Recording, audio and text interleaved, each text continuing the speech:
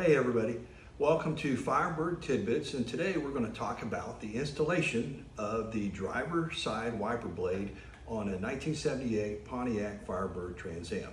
Now this method is applicable to 1970 to 1981 Firebirds, Formulas, and Trans Ams, as well as the 1970 to 1981 Camaros. Be sure to check your car to make sure that these methods that I'm talking about match up to what your car says, because I believe that these methods match up, but just make sure that they work with your car as well. Now, let's talk about the tools that you're going to need. You'll want to use some WD-40.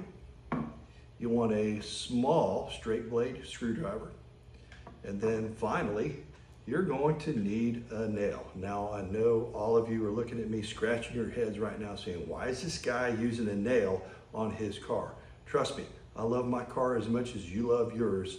I'm not going to do anything wild and crazy that's going to get my car scratched. Stick with me, I'll show you how it's going to work. Okay, so let's talk about that nail that we looked at earlier.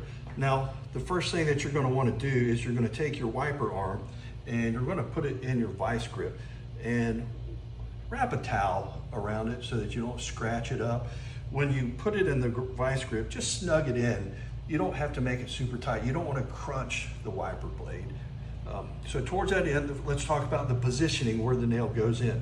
You need to have your wiper blade mounted to where the, wiper arm mounted where the wiper blade goes right here. As you can see, you have the mount going up right here. And the reason for that is it's going to make it easier for you to take this nail out once it comes time to remove it. So if you notice right here, this arm is bent like this. Well, trying to get this onto the mount for the wiper blade, it's next to impossible.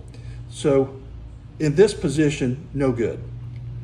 What you want to do is you want to take this and you want to pull that back, and you want to pull it all the way till it's nice and straight, and then you're going to run this nail down in here.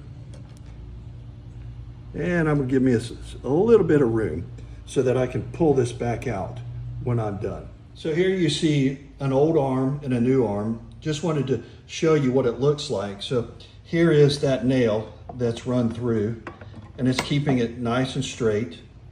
And then here you see the old arm with the spring that this is how it keeps the pressure on the blade to wipe here. This is the tension that you want to have once you're done with everything. And again, just trying to put it on without having it straight like this, it is really difficult. Now here you see this pin that I had talked about earlier. And the reason that I don't use this pin is you see that it can indeed slide in to here, okay? But the issue is that I found is, as you're putting this blade onto its mount, the pin, if you flex it just a little bit, the pin will slide out, and it's a real pain. Okay, so the next thing we want to talk about is right here. You see this little clip? You need to be very careful with this clip. The reason I say that is they do not sell this separately. You do not want to lose it. If you're taking it off of an old arm and you're ordering a new arm, keep this clip from the old arm. You'll be glad you did. So let's talk about the first thing that you want to do with this clip. Before you install the arm, one of the things you want to do to make things easier is you want to put some WD-40 in right in this area. And then you also want to put it on the mount as well. That'll make life a lot easier for you. So this arm that we're looking at right here, this is for the driver's side. Now we talked about this clip that we had before. One of the first things that you want to do is you want to slide this clip down so that it does not cover this hole that you see. And then you want to test it and make sure it's going to slide over the pin. So the easiest way to do that is to bring it over. Now I'm not installing it yet, I'm just sliding it over the pin. I'm just checking to see, is it going to go down over this hole? So yep, looks like we're good there. All right, so now we're ready to install this blade. The first thing I'm going to do is get this arm onto this pin. And then I'm gonna, by the way, you wanna be careful, you don't wanna scratch your glass or anything like that. So I've got it here, and I'm bringing it down. Gonna rest it right there, and then I'm putting this over here. And then I'm gonna take my arm and just move it around till I can just snug it all the way down there. I don't know if you heard that click, but it just popped down in there.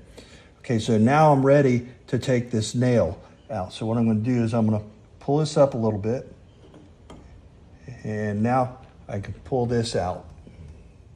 So now we have it mounted. The final thing we need to do is get this clip pushed forward so that it engages with this pin right here.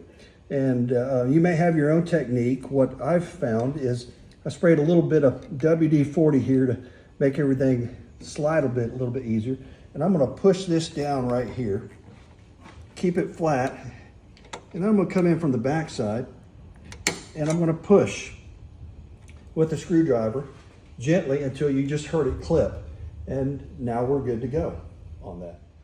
Now to wrap things up, today we worked on the driver's side wiper arm. I think it's important to note that these same techniques can be used on the passenger side. It's actually easier on the passenger side because you don't have that skinnier arm with the clip involved with it. So you can use the same methods that you use on the driver's side to do your passenger side as well. I hope this helped you, and good luck.